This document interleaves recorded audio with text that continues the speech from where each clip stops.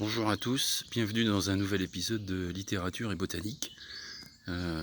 Alors aujourd'hui, je vous propose une nouvelle petite escapade dans le jardin. Et je voudrais aujourd'hui aller à l'encontre d'une autre idée préconçue sur les végétaux. Les végétaux bougent, on l'a vu, mais je dirais même plus, ils se déplacent. En tous les cas dans mon jardin. Et si vous ne me croyez pas, eh bien on va faire un petit tour qui, j'espère, va vous convaincre du contraire. Donc là, je vous présente la ficaire, Ranunculus ficaria, qu'on connaît bien en Bretagne, qui pousse dans les prairies fraîches, humides, les terres de jardin riches. Et donc, elle est en train de finir son cycle, on le voit. Et donc, je vais vous montrer comment cette plante se déplace et voyage à une vitesse folle.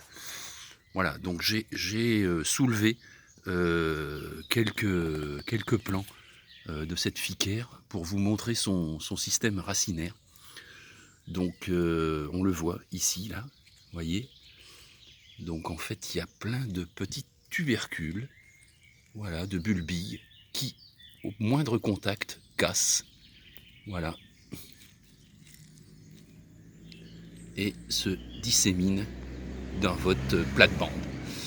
Et la plante donc colonise ainsi son territoire, son espace, en se divisant de la sorte.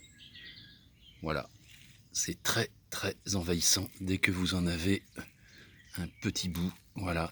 Et plus vous allez essayer de vous en débarrasser, et en fait plus vous allez disséminer ces petits bulbilles.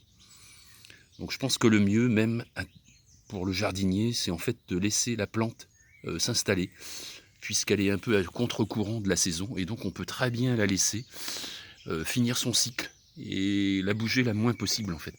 Voilà. On va aller voir une autre espèce qui, par son système racinaire, se déplace à une vitesse folle.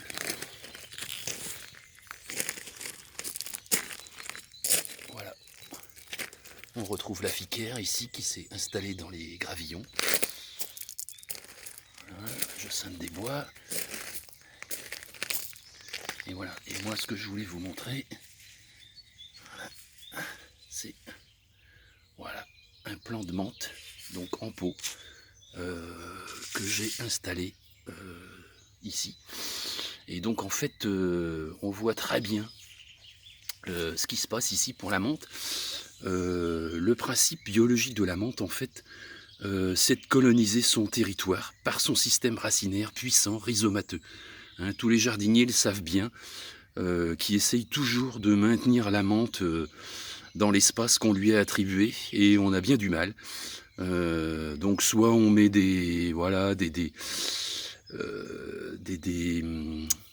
choses pour limiter son expansion, mais malheureusement c'est souvent voué à l'échec. Et alors là on a un phénomène quand on met une menthe en pot qui est assez caractéristique, hein. Là on voit bien le cœur de la plante meurt en fait, parce que son principe à elle c'est de se développer pour aller gagner du terrain. Et donc là on voit bien le développement sur les côtés du pot. Bien souvent aussi, la menthe essaye de gagner, de coloniser son territoire par les trous qu'il y a pour l'évacuation de l'eau dans les poteries. Donc voilà, un autre exemple d'une plante qui voyage énormément si on la laisse se développer. Et alors au-dessus de notre tête aussi, voilà, on a deux beaux exemples aussi de plantes extrêmement voyageuses sur des supports murs, murets, clôtures, voilà.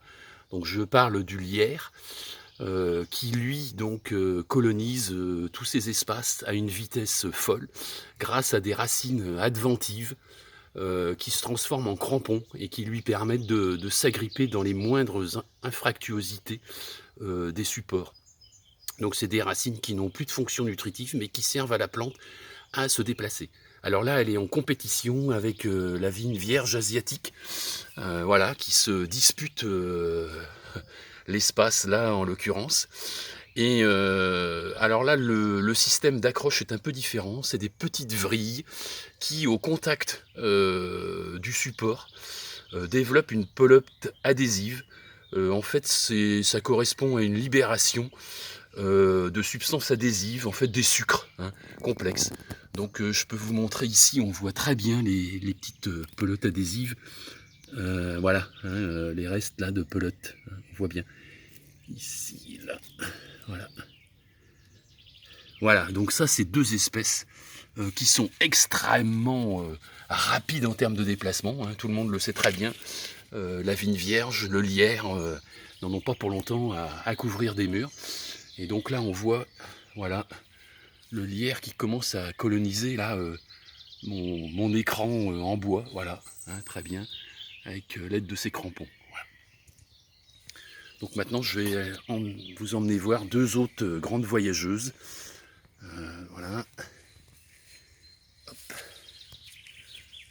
La mélisse tout d'abord, donc à forte odeur citronnée, utilisée comme plante aromatique bien entendu.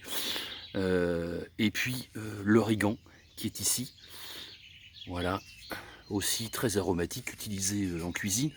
Ça c'est deux espèces, une fois que vous les avez installées au jardin, vous êtes sûr qu'elles vont s'installer un peu partout. Dès que vous aurez un endroit de terre nue, voilà, la plante va s'installer.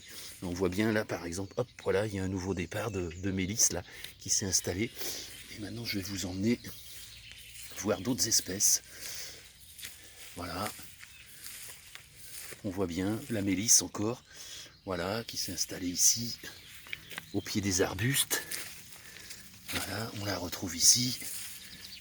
Voilà, tout le long là, en limite, bon c'est quand même assez ensoleillé ici, il faut du soleil, mais en limite d'arbustes quand même, voilà. Vous voyez un petit peu l'expansion de la mélisse.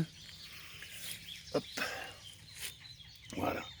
Et puis une autre plante aussi, qui a un système de déplacement assez puissant, le phormium, que je vous ai présenté, que je vous ai déjà présenté, ou l'Inde Nouvelle-Zélande.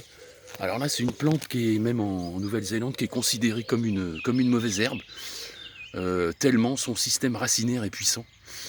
Donc là, elle est en pot, ça la maintient en pot un peu, mais sinon, elle a un développement racinaire tellement puissant qu'elle empêche les autres plantes de pousser à ses côtés. Voilà. Et maintenant, une autre plante semi-aquatique. Voilà. Le trèfle d'eau, qui est en fleur ici, et on voit bien. Voilà, un peu comme les fraisiers, c'est des stolons en fait, avec déjà des radicelles prêts à s'ancrer et à coloniser le terrain. Voilà, et une dernière plante que tout le monde connaît. Voilà, le bambou. Voilà, donc là, ça, je n'apprends rien à personne en disant que c'est une espèce très puissante. Voilà, son système pareil de racines qui, voilà, vous voyez là, ici, voilà, la plante a éclaté mon pot et cherche donc à sortir et à coloniser tout le terrain alentour. Voilà, ça c'est des choses que tout le monde connaît bien. Voilà, donc j'ai fini ce petit tour d'horizon des plantes voyageuses. Voilà, c'était pour vous montrer que voilà, les plantes se déplacent, pas à la même vitesse que nous, mais très certainement. Voilà, j'espère que ce petit tour des plantes voyageuses vous a plu, et je vous dis à bientôt pour de nouvelles aventures.